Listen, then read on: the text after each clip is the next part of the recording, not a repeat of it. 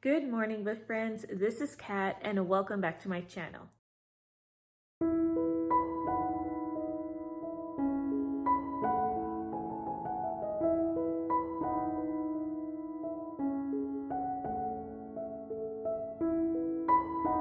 Today's video is all about my September wrap-up, and I am filming this twice. I just was not feeling well at all that day. It was just not a good day. And I tried to push through and I tried to get it up so that way I could be on time, but I'm behind, as you can see. So I decided that I'm just gonna refilm it. And my thoughts are a little more coherent. Also, I am a little more upbeat. So, okay, for September, I read, let's see, I've read a total of 10 books in September. So despite it being a very emotional, a very taxing month, I did have, a lot of good reading time. So granted, two books are DNFs. So I'm just gonna go right on into those DNFs, and I won't spend a lot of time on them. But the first one, it's actually on the bottom of this stack. Okay, so the first DNF is part of my Read Around the World vlog that is late coming out. It'll come out in October. So this is kind of like a sneak peek to some of the books. But the first one that I did attempt was American Dirt by Janine Cummins. And this book, I know had at one point been kind of controversial when it first came out. That's my understanding with it, but this book does talk about the Mexican cartel. It talks about a woman who is affected by it, and I go a little bit more into detail in that vlog, but essentially I put this book down because just the first two chapters were hard to read. In the beginning, it does talk about how the cartel gets at her and her family, and just some of the details were pretty graphic, and it was just not a book that I know was going to be for me. And this one was kind of one of those, like, I knew the subject matter was going to be dark, but I guess the summary, when I looked on Goodreads, does hint that it's dark, but I think it was just going to tell me her flight. I didn't think it was going to get into a lot of details. So that one was kind of like on me. So I decided to go with another book in that vlog. The second DNF I picked up was The Lottery by D.K. Wall. This one actually surprised me because when I picked this up, it was at a little free library near a church. And those books usually are more like Christian fiction or nonfiction or like children's books. And so when I picked this up, I guess when I read the back, I assumed it was Christian fiction, which it is not. So, but this book talks about a man or a young boy is in his senior year of high school, and he's, in football, and it's their last game.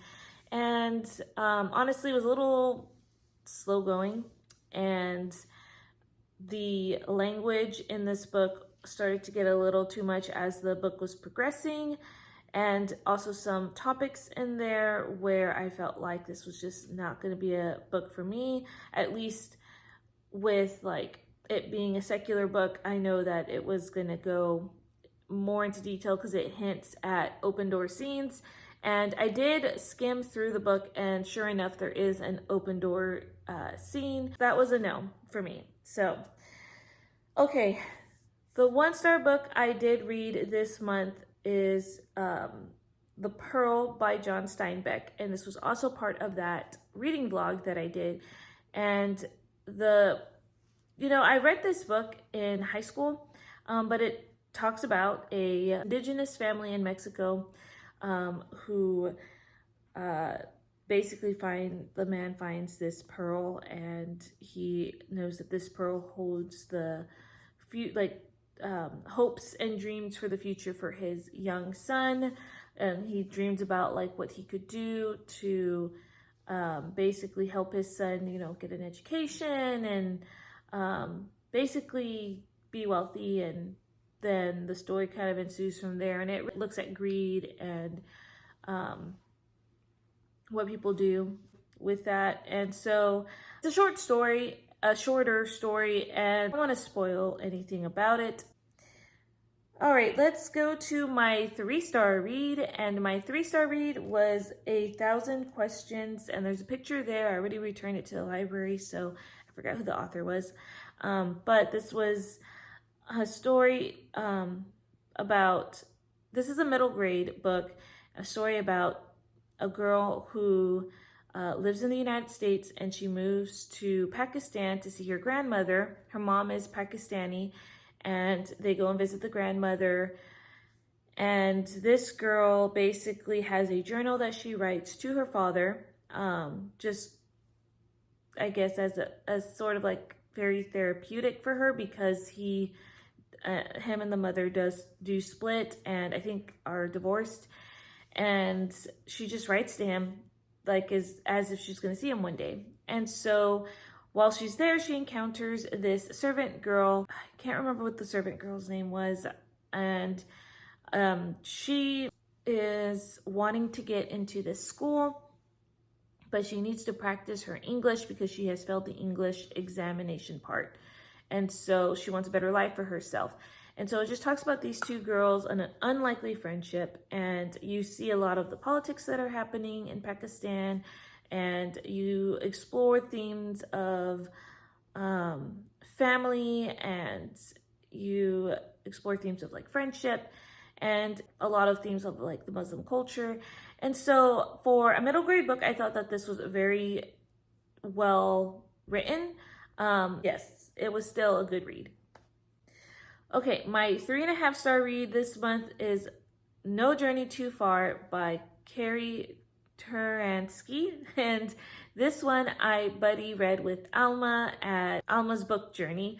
And that was fun to do that. I felt like I was definitely struggling though, because that was a very emotional week that week for me. And I don't really want to get into many details, but I was in a brain fog that entire week. But essentially it is a duology, and it is the duology To No Ocean Too Wide, and you follow these children who go from England to Canada. They are mistaken as orphans, and so their older sister is trying to track them down. So there are twins and a little girl, and so you see what happens to them in the second book. And I would say that the Christian fiction faith in this is very strong. So I would rate this as a 3 for Christian fiction, for a good Christian fiction rating. Okay, let's go to my 4-star reads. My 4-star read is an end of a series that I've been working through, and that is Like Flames in the Night. And this one follows the youngest sibling to the family that you've been following. And I loved this book, and I'm gonna try to not mix it up with this other book because well, you'll see when I get to the other book. But Like Flames in the Night, you follow Terza, and she is basically wanting to go undercover to help the Israelites, the Israel army, to conquer different parts of Canaan. And this story, from what I remember, is a marriage of convenience, I believe. And I absolutely loved it. I thought that it was, I don't know, it was just different. And I really liked it. And I'm really liking Condola Cassette's writing and just the atmosphere she brings.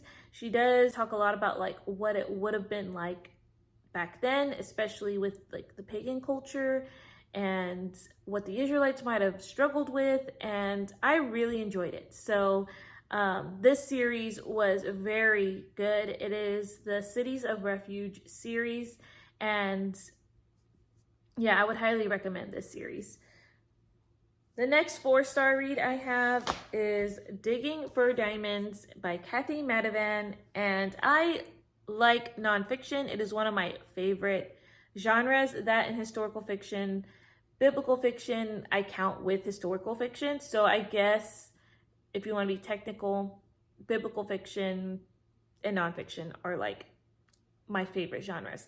Anyways, so this one basically talks about using the diamond as an analogy for your Christian faith walk. And I really, really enjoyed just how she like sectioned this book based off of the, I guess what you call the quality of the diamond, or just parts of the diamond, or what makes a diamond, and connecting that with the Christian faith.